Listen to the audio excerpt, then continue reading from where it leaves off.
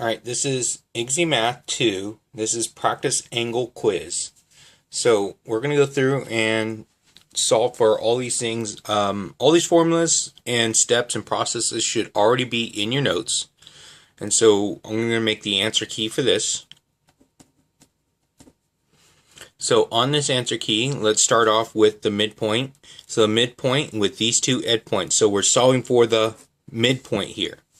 So if we're solving for the midpoint, the formula is going to be x1 plus x2 over 2, comma, y1 plus y2 over 2. So I have x right here, so I have 4 plus negative 1 over 2, comma, negative 2 plus 3 over 2. So I have to do the top first. So 4 plus negative 1 is 3. 3 over 2. 3 over 2, comma. Right here, this is going to be negative 2 plus 3. That's going to give me 1 over 2. So now, go ahead, divide it out, and I get an answer of 1.5, comma, 0.5. Okay, so for this next one, find the distance in between these two. So I taught you guys, start off with a number line.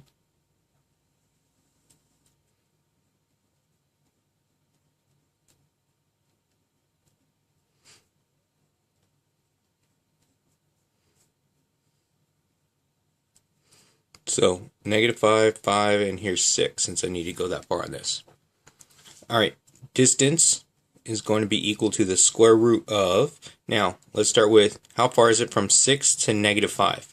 So from positive 6 to negative 5, don't forget distance is always positive, so I'm just going to count. I'm going to count how far they are apart.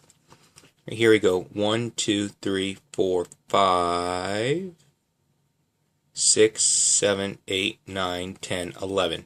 So that's going to be 11 squared plus, now how far is it from negative 1 to positive 2? Negative 1 to positive 2. 1, 2, 3. So I'm going to have 3 squared. So now this is where I take out my calculator and I put in the calculator.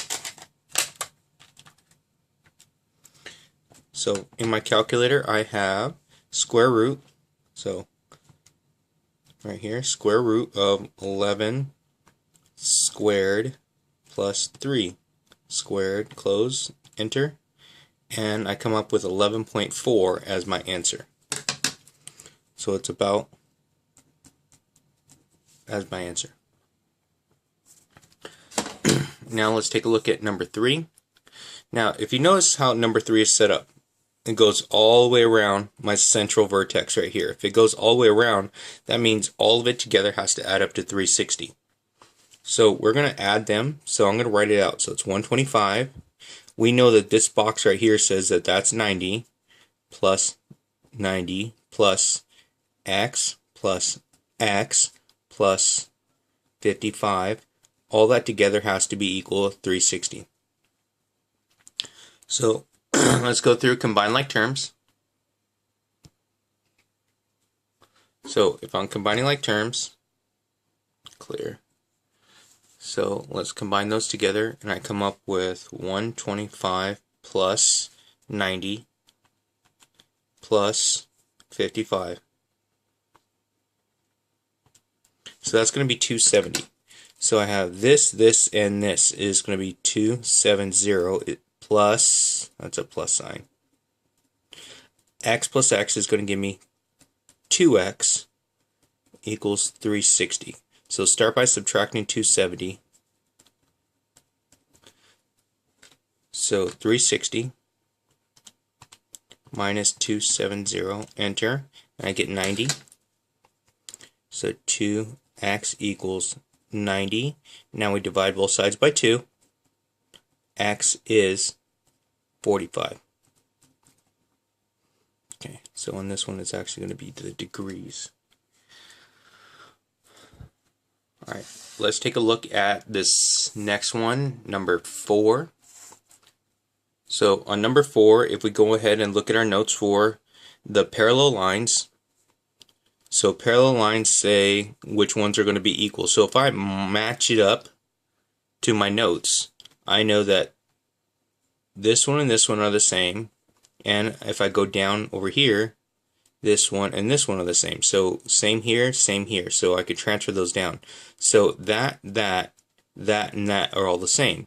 So because of that, that tells me that A is going to be 65.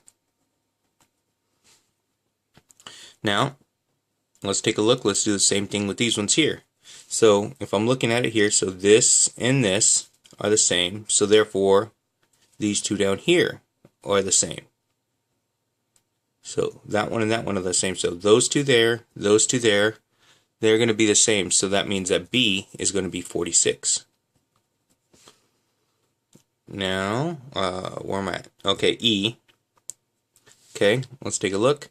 So this one are the same.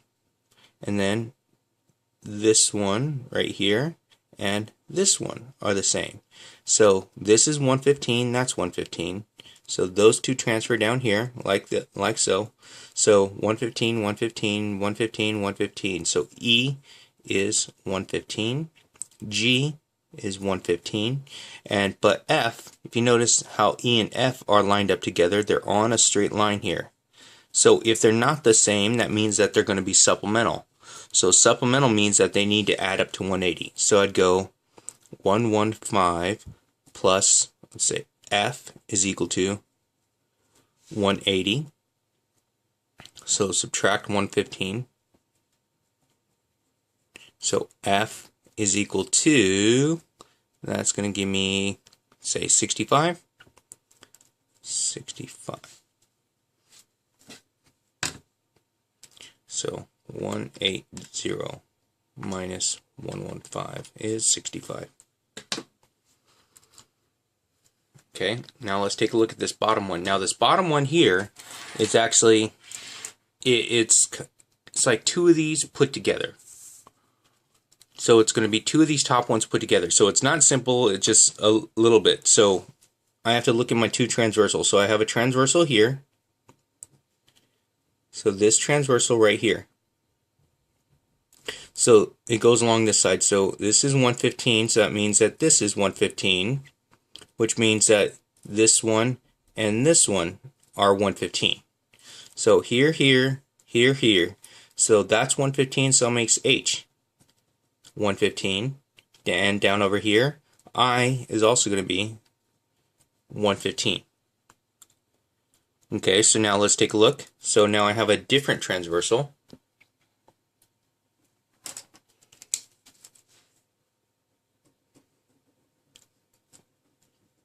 So this is a transversal, so this is where my lines will transfer across. So I have this, so 125 down here. This is 125, so that means that up here is 125. Okay, so here and here, so along this transversal, so if it's here and here, it's also here and here. So this one is going to be the same as this one here. So if this is 125, that's 125, and that's 125, and that's 125. So that means that K is 125. Did I miss J? Okay, I haven't got back to J. Alright, so we got those. So I and J, right here, these together, if you notice, they're on the same line, so that means that they're going to be supplemental to each other. Like this. So if they're not equal, then they're supplemental. So it's going to be 115 plus J equals 180. So minus 115 minus 115. So J is equal to 65. Here we go. So all I did is I basically put two of these ones up here together on the same parallel lines. But I could only transfer it if on the same transversal. So none of these values have anything to do with these values over here.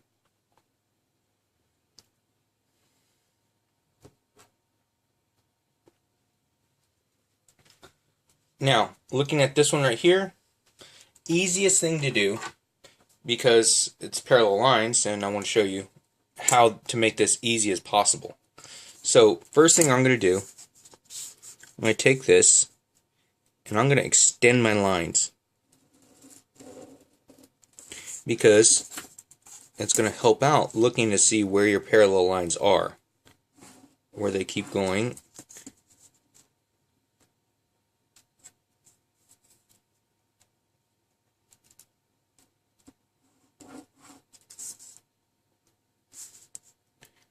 So extend over here also.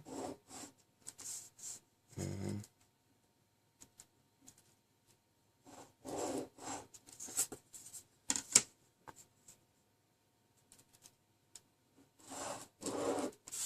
there. So I have two transversals. I have two transversals here. So now what we're doing is, it says angle BDE is 65. Calculate the size of angle DBC. Now, since I extended these lines over here, I know this one here is congruent to this one here because I'm using the rules that I gave you when we had the congruent, so you could actually match it up. So those are the same, and here's my transversal. So this one, so all along this line that cuts in between these two parallel lines here, all along this line, we could actually use this rule.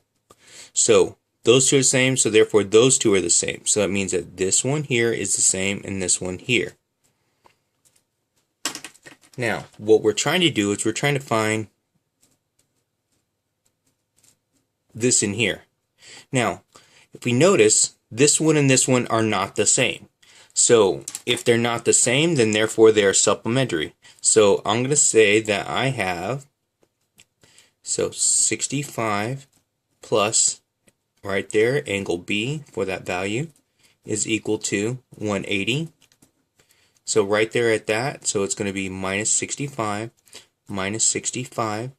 So angle B is going to be 115. So this value, which is angle B, or also DBC, which we're looking for, where it says B is in the center, that's the vertex of this. So this is going to be 115. So if you go through and extend lines, then you could actually see how they transfer back and forth. Okay, so let's take a look at 7.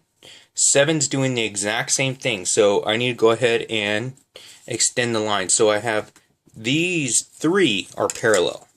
So the three lines are parallel this time. Let's continue this one this way.